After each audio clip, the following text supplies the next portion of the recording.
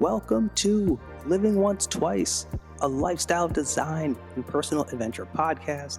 My name is Justin. Come with me as I'm here to help you chart your course for creating the fulfilling life you desire.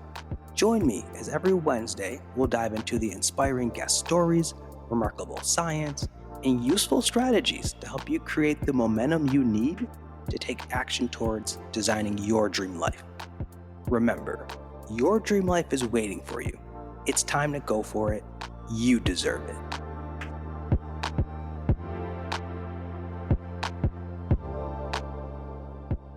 Greetings all, and welcome to Living Once Twice. Thank you for tuning in to today's episode. I'm very excited to bring on today's guest, Tjs Sykes. TJ is an entrepreneur, author, talented artist, poet, and community and youth advocate, and so much more. TJ, welcome to the show. How are you? What's up with you, brother? I'm pretty good. I'm just taking it a day at a time, man. Healing every day. I feel that. I hear that. And I'm excited to even dive into that. So before we dive into your story and the great insight that you have to share with our listeners, I got to give the people context. I met TJ back last fall, 2020, as a part of Create the Space, Denzel Herrera Davis's platform. Harvey Mills, who was on the podcast earlier this season, talked about it. But TJ and I, now we're connected across the board, from Restoring the King, Nia's platform. I see this brother in yoga every Saturday. I mean, I got so much love, respect, and appreciation for you. And once again, I'm just excited to have you on for today's conversation, TJ. Absolutely. Now, you have a lot of insight to share with our listeners, especially regarding how you've overcame experiences and really stepped into your purpose and your vision, and how you've designed your dream life, along with what you've been doing to help others in that same space, especially providing them with safe spaces and support to thrive and find community. So because there's so many inspirational layers to you, man, before we get into that, I really want to go back. Can you just share with the audience who is Tjs Sykes, where you're from, and take us back to just growing up and what experiences shaped you into who you are today? Ooh, okay. That's a good one, bro. So yeah, man. My full name is Tjs Romeo Sykes, but I go by Tjs Sykes. And I grew up in Richmond, California. I stayed in Oakland for a little while when I was younger, but most of my life I've been in Richmond. Yeah, I've been through a whole lot of stuff. So one of the first things that I can remember going through that I feel like shaped my life was my grandfather passing away in 1997, and I was about 5 years old. So that was one thing that I could remember, like one of the earliest things that really started to shape my thought process around like death. The next thing that happened that I could remember was my father had a stroke, I believe like 99, early 2000s, one of those years. And that was something else that really impacted me. Yeah, it just shifted my whole life around because my father had, his whole life changed. And when something happens to your brain, it's really intense because the brain controls the body. And so one side of his body wasn't functioning anymore. And so my mother really had to not only continue to work, but continue to support him and make sure that he had what he needed in terms of food, in terms of physical therapy. And she really made sure that he got back to where he needed to be mentally and physically. That was another thing that happened. And then shortly after that, like maybe 2 years later, in 2002, my mother passed away when I was 10 years old. That's one of the core things that shook my whole life. It shifted the way that I lived. It shifted the city I lived in. We was no longer able to live in a house anymore because it wasn't two incomes anymore. It was only one income. And my dad wasn't working anymore. And so from living in a 3-bedroom, 4-bedroom house in Vallejo, we had to move back to Richmond, where it all began, back to the Section 8 housing, the low-income housing, and things like that. Man, that happened. And then my best friend was killed when I was 14. That really shook me up in terms of like, damn, do I go to the streets and get revenge for my best friend's death, or do I continue on this path of the unknown, which is like, I was already straddling the fence of like, do I go 100% into the streets or do I go 100% into the school, which neither one I was really interested in because I was still trying to find myself. Yeah, those are some pivotal moments in my life that really shaped who I am today. My best friend name was Cameron Perry Walker, and that's somebody who I always bring into the space with me. My mother name was Latina Marie Brown Sykes. That's someone who I always bring into the space with me. And my grandfather's name was Leroy Sykes. TJ, I appreciate you once again being so open and honest and vulnerable about those life experiences and those challenges that shifted your life and really had an impact on you. Tell me more about that shift, because you said, hey, I could have went this one route, especially when you talked about how your housing situation changed and after what happened to your best friend. You said you knew you could have, based on the environment and the influences around you, you could have went left. But what kept you focused on moving forward in the right direction? And did you struggle with staying positive, staying on that right track as you entered young adulthood? Yeah, that's a good question. I'm going to just keep it 100. They say keep it 100. I'm going to keep it 100. Like, I struggle with that to this day, bro, because a lot of my loved ones are heavily in the streets.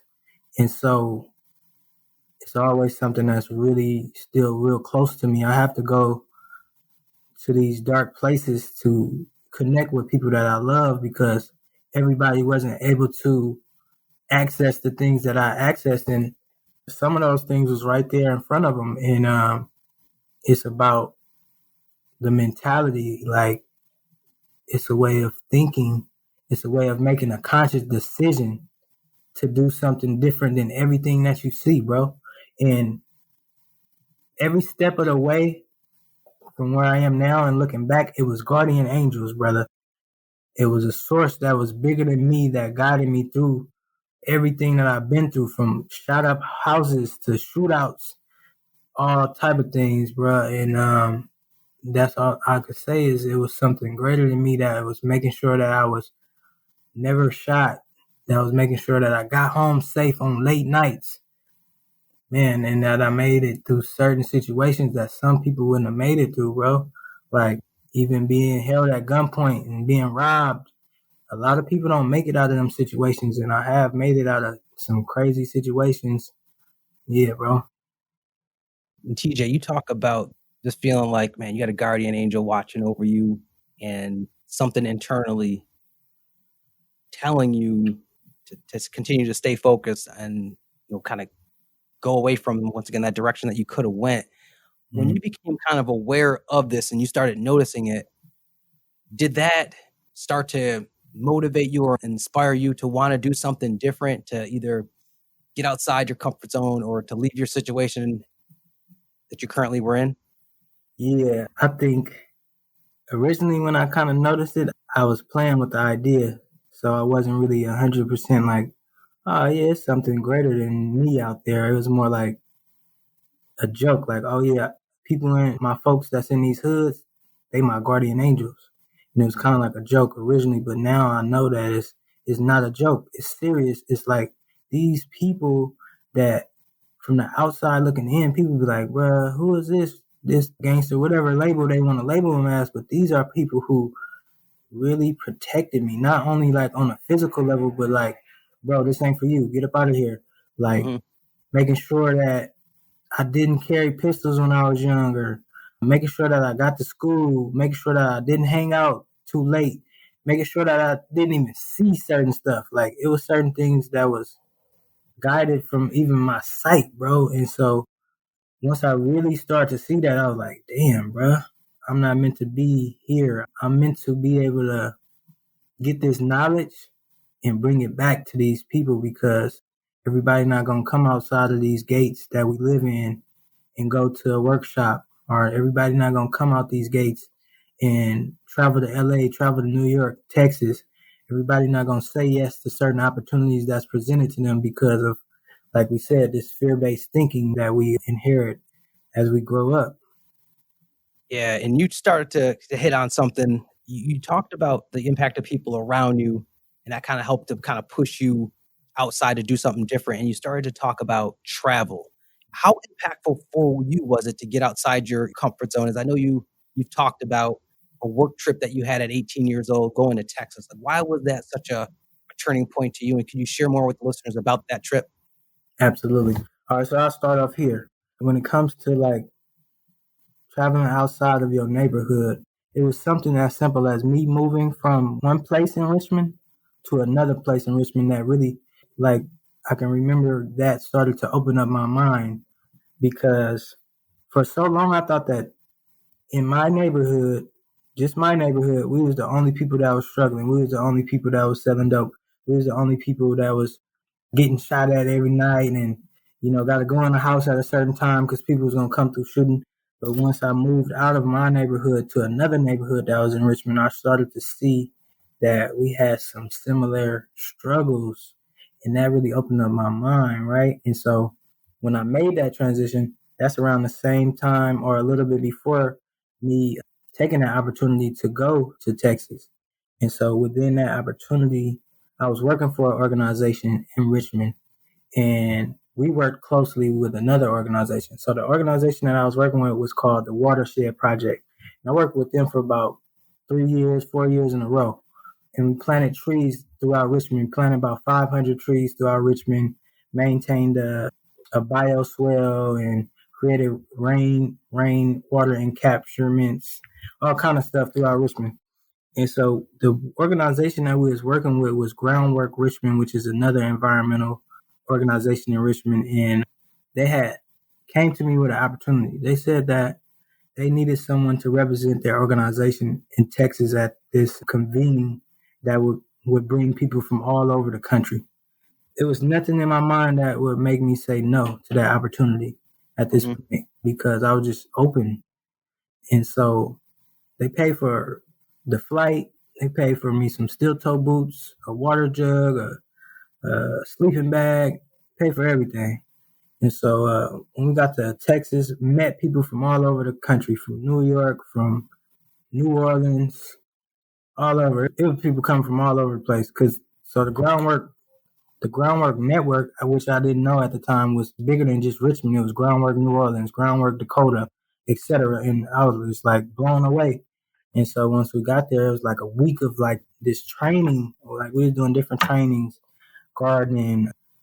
We built some stairs out there in this like in like the forest. We was intense, bro. It was crazy. It's still crazy to me to think about, bro. We was intense. It was 20 degrees.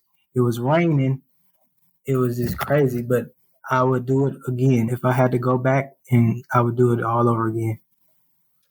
And what sticks out for me there is you talked about you met people from all over different states. And Harvey talked about this in episode 12 and 13 about being a puzzle piece and discovering new things as he met different people and connected his puzzle to everyone else, kind of was the analogy. So for you, what was that like getting to meet people from outside of the Richmond bubble, from New Orleans, from New York? What did that do for your mind of, once again, giving you insight to the world outside of your bubble as you got to connect with other individuals from other places?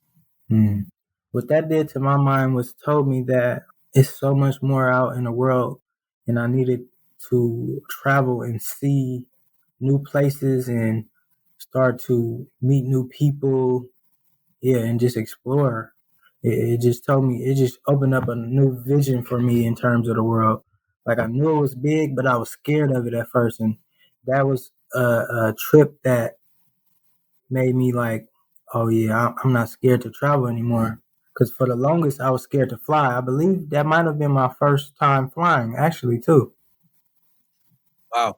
Wow. And so you really were getting out of your comfort zone. And yeah, you talked about that fear based thinking of once you step into that fear and you lean into that fear and you see like, oh wow, it's not really as scary as I thought. It's like, oh yeah, I really can fly when I step out here and take a leap of faith out of my zone. I want to Mhm. talk more and shift back to you talked about growing up in Section 8 housing, and I know, you're an author, and so Mhm. you wrote a book, Section 8. So can you share more about the story around that book your experience growing up in Section 8 housing and even share what writing has meant for you in your journey. All right. What's the last piece you said? What writing has meant for me? Yeah, in your journey. Gotcha. Thank you. Probably a little bit after that trip to Texas, I had reconnected with a good friend from middle school who was connected to an organization called Raw Talent, which was Richmond Artists with Talent. So it was a group of young people in Richmond that was poets and script writers and actors. And so my friend DeAndre Evans, he connected me with them. And all he had to do was say, hey, we're going to be meeting on this date at this location. Come through if you've got some free time. So I did just that. And once I came into that space, I immediately felt like I was at home. After like the second or third time being there, they're like, you want to join a poetry writing workshop? And I'm like, sure. And so that's when I really started to begin cultivating my writing. And I seen it blossom so much within a short period of time. I went from writing like big old paragraphs of stuff to being able to get my point across in one small paragraph, if that makes sense. And so from that, I really just started to hone in on my poetry and was able to have a space where I can get feedback, productive feedback on my pieces where I can sharpen them up. And so I had wrote a poem by the name of Section 8, just inspired on everything that I seen growing up in Section 8 and low income housing. And that was one of my favorite poems at that time because I was like, damn, this is a dope ass poem to me. It didn't matter what nobody else thought. I thought it was the dopest poem that I had. And so with that, I had shared it with two of my coworkers at the time. And they were like, let's make a book. And for me, since I've been open minded, I've been like, if I have an idea and someone else can enhance my idea, I'm like, let's get it. Mm-hmm. And man, that has taken me so far. So far. Could you shed light on that? Like the listeners out there, maybe some who haven't grown up or been around Section 8 housing, what were some of the things that you shed light on in that poem, in that book, Okay. for people to understand your experience growing up?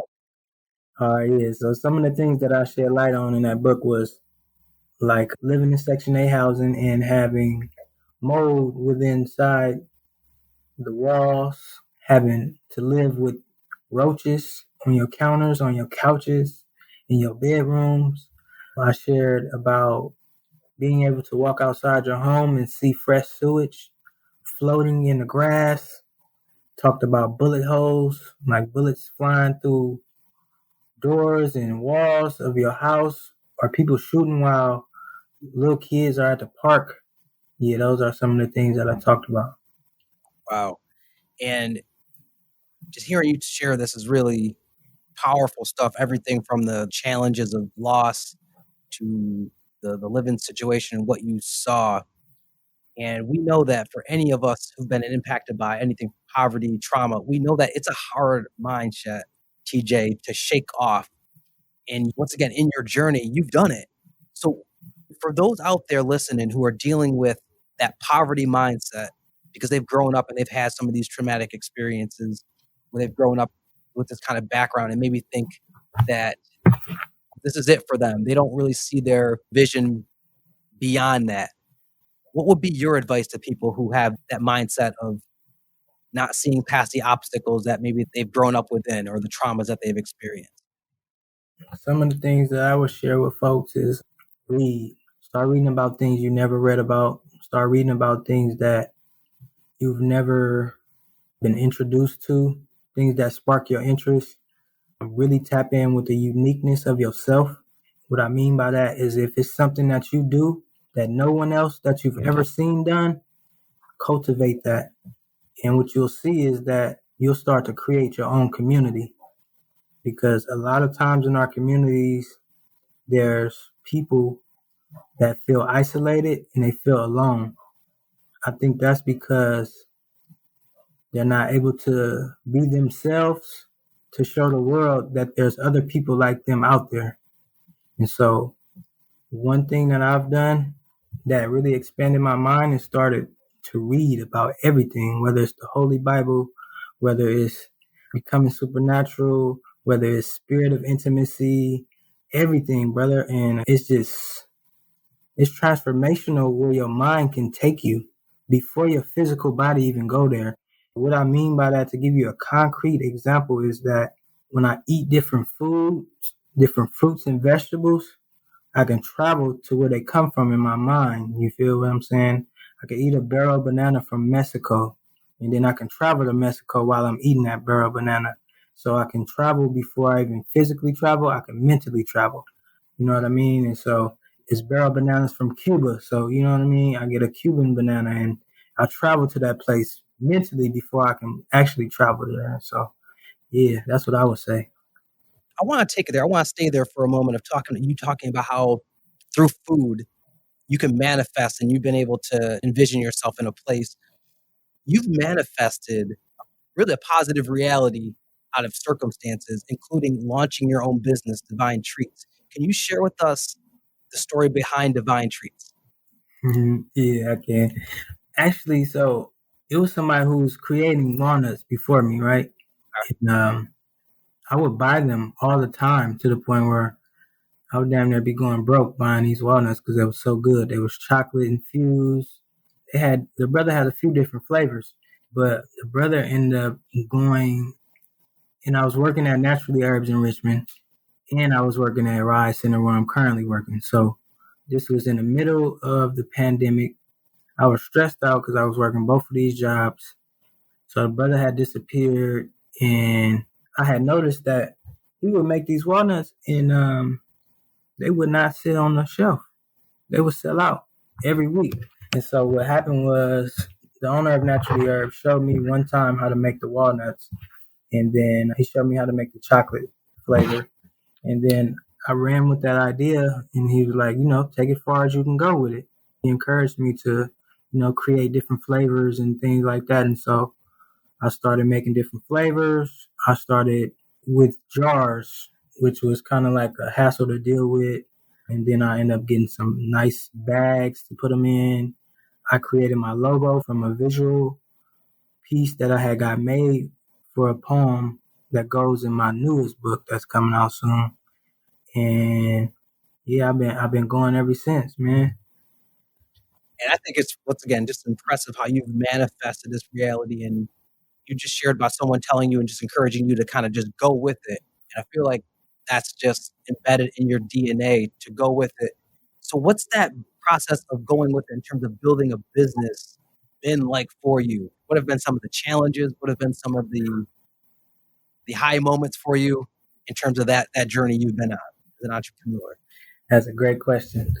Some of the challenges has been like with the logo, like just printing it out. At first I was just going to Staples, printing it out myself. It was a hassle because I was using Avery.com to put the logos on the sticker and then print it out, and it wouldn't line up.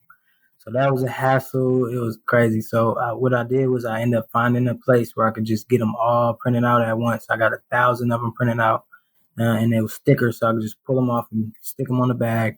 Um, I would say that it was a hassle to get a business license and start the LLC only because I had never done it. So it was kind of like tedious, and I didn't really know how much money I needed to put into all of that to really have all of the paperwork and stuff done. So now I'm at the point where it's official. I have an LLC. It's a real business, and I have a business license. Bro, that's beautiful to hear. And can you speak to this a little bit more? Because once again, in this show, we talk about people are essentially rewriting their script. And what you have done and cultivated in yourself that's enabled you to thrive is that you are constantly evolving yourself, rewriting your script, stepping in inside, outside your comfort zone. So when you talk about becoming a business owner, not really having anyone to show you for the first time, I guess what's your advice to someone who maybe that's in themselves, they have a vision for something, but they're like, no, I can't see myself being a business owner. I don't know how to create a business. Like, did you ever have that creep into your mind as you were going through it? And if so, TJ, what were you telling yourself to keep pushing forward? Thank you, thank you. These are all great questions, brother. Nah, I didn't think about I couldn't be no business owner because I thought about everything that I've been through. You feel me? And I look back and I said, man, I made it through a house that got shot up and several people got shot and I didn't get touched. I made it through a club where 7 people got shot and I didn't get touched. Like, if I can make it through that, this is easy. You know what I mean? I've been through the toughest of my life. You know what I mean? And so once we let go of the fear-based thinking, it's limitless to what we can do, bro. And I still struggle with that fear-based thinking sometimes, but in terms of this business, nah, I was like, I gotta get it. It was like, I'm hungry. I don't want to work for nobody my whole life. And so this is what I need to do to make that manifest. And I think these are some amazing nuggets of beliefs that you're sharing with the audience, especially of overcoming that fear-based thinking, especially those who have had to overcome adversity and struggles, of letting them know that if anything, those struggles serve a purpose of a foundation of, hey, if you've gone through that and you're still standing, you're still breathing, then why not you? Why not you? Why can't you be a business owner? Why can't you go out here and manifest whatever your dream or your vision is for yourself? And you were kind of starting to hit on this too. I call it cultivating your own inner peace or maintaining your inner peace, because in everything that you do and that you've been through, what strategies have you used, TJ, to maintain your own inner peace, to protect your own mental wellness? For sure. Well, one of them is this platform right here, brother. I'm gonna keep it real with you. I think I've been at the point where I don't even want to have surface level conversations no more, bro. If people are not picking my brain, then I don't really want to talk to you because I have so many resources that I could just point. I just point my finger in the direction of, and you could be connected to something, like, you know what I mean? And that's what I want for people to, when you talk to me, let's have a deep conversation. Let's talk about life. Let's talk about something that you're struggling with, or at least let me share with you something that I've been through, if that'll help you in your journey. You know what I mean? And so things that has helped me is I have a plethora of them. So yoga, black man yoga, restoring the king process was helpful. Therapy, I've been going to therapy for like 5 years straight now. Both therapists within those years have been black women. Reading, poetry, performing on the stage, cooking. I love to cook, not only for myself, but I love cooking for other folks as well. That's a few of them. Yeah, you just offered a whole bunch of amazing wellness strategies and, once again, tools that any of the listeners could take up. Obviously, yoga, therapy.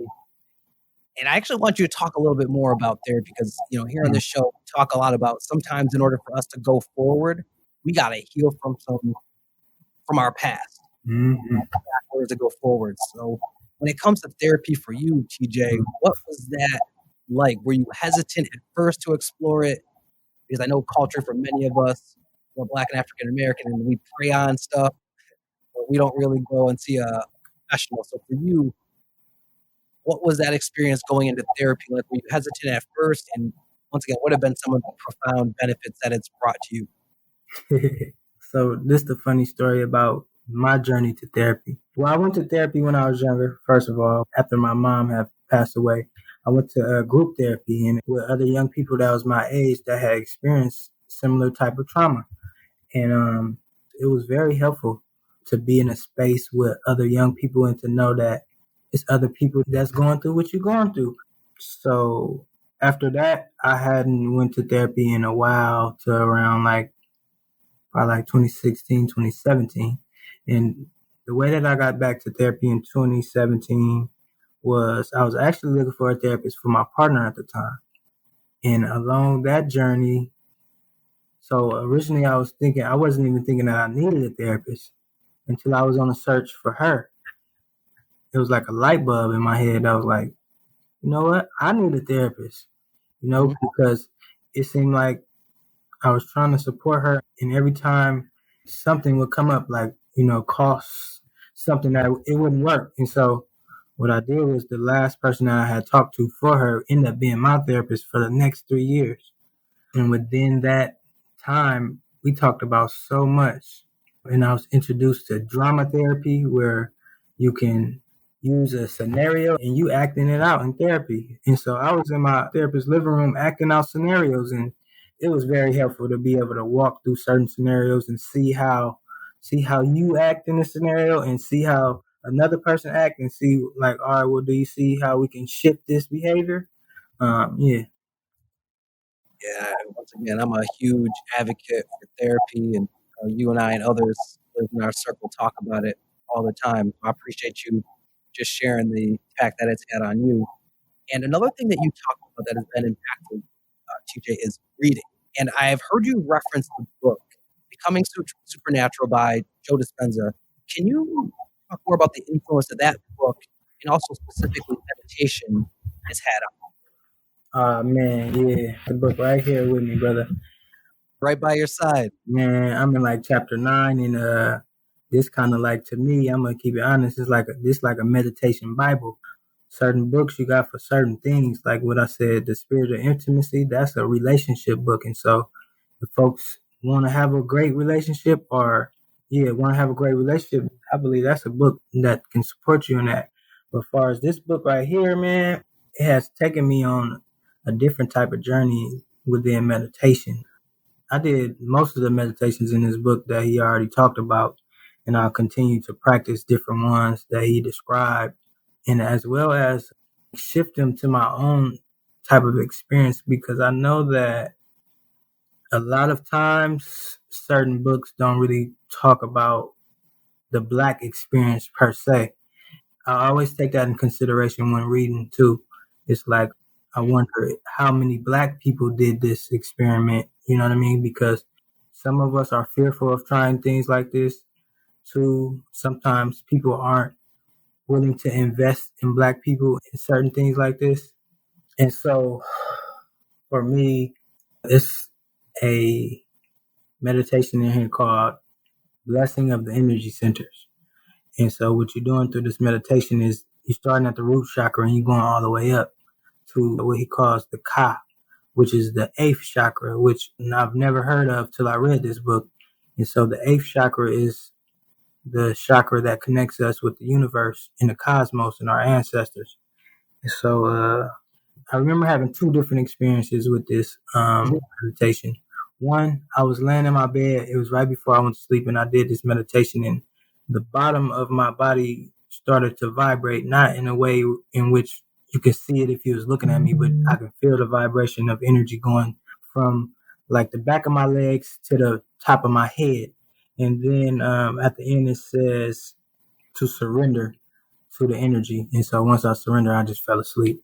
So that was one experience. Another experience I had, I was laying on my couch and I did the same thing, but on this time I was traveling through space and I seen different planets that was the same color as the chakras, and they like each one had like gray clouds. And so that was another experience. So yeah, this book is dope. Whoa. So can you go back and talk about what chakras are and Okay. define that for just anybody out there listening who's not familiar with the chakras? Oh yeah, absolutely. Chakras is these points in our body where they basically like energy centers. And so we have seven that's on our body, and then it's the eighth one that's above our head. And so each chakra is like the brain of each area of where the chakra is located. And so our root chakra, for example, it governs like the bottom of our pelvic floor, and then our sacral chakra governs like the pelvis and everything below that and above the pelvic floor. And then our solar plexus, it governs behind, like in between our back and our belly button. And then we got our heart chakra that governs the area between like our heart and our chest, and our lungs and those things. And then we got our throat chakra, and that governs the throat area. And then we have our pineal gland, our third eye chakra that governs like the center bottom part of the brain. And then we have our crown chakra that governs the top of our brain. And then the Ka, which governs right above our head, which connects us with the ancestors and the cosmos. TJ, listen, this is what I like to call a high vibration conversation. When we out here talking about chakras and meditation and supernatural ancestors, I love it. I love it all. Like I said, there's so many inspirational layers to you. One thing I want to get onto and make sure we touch on is I know that you give back to the youth. And I think that's something that's very important and special about you and what you do is like you take these experiences that you've been through, but you're always finding time and opportunity to give back and share the wisdom that you have. So what has that experience been like for you to be able to share the wisdom that you had and your short time on the planet with those in your community? The experience is almost unbelievable. It's like not really realizing how old I am, but how young I am, if that makes sense. Because a lot of people look up to me, and I have to get used to that feeling of people actually looking up to me, and really walk in the knowing of I am somebody. And what that really means is that people are looking up to me because I made it out of situations that people thought that we weren't able to make it out of. I'm paving a way for folks to be their unique selves, their authentic selves, and be able to make it wherever they travel to. Because that's just how I live, man. And I don't really walk with a lot of fear in my heart. I just do me. And when people see me, they either greet me or they don't. And yeah, so it's been dope just to be able to have access to the younger minds. And I always make sure that I let them know that I appreciate them for being in the space.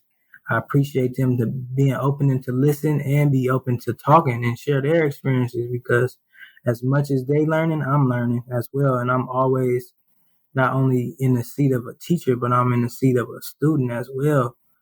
And that's how I continue to grow and learn. I never feel like I'm in a space where I know more than someone or someone can't teach me. I'm gonna get away from them. Yeah, so that's kind of my experience with that.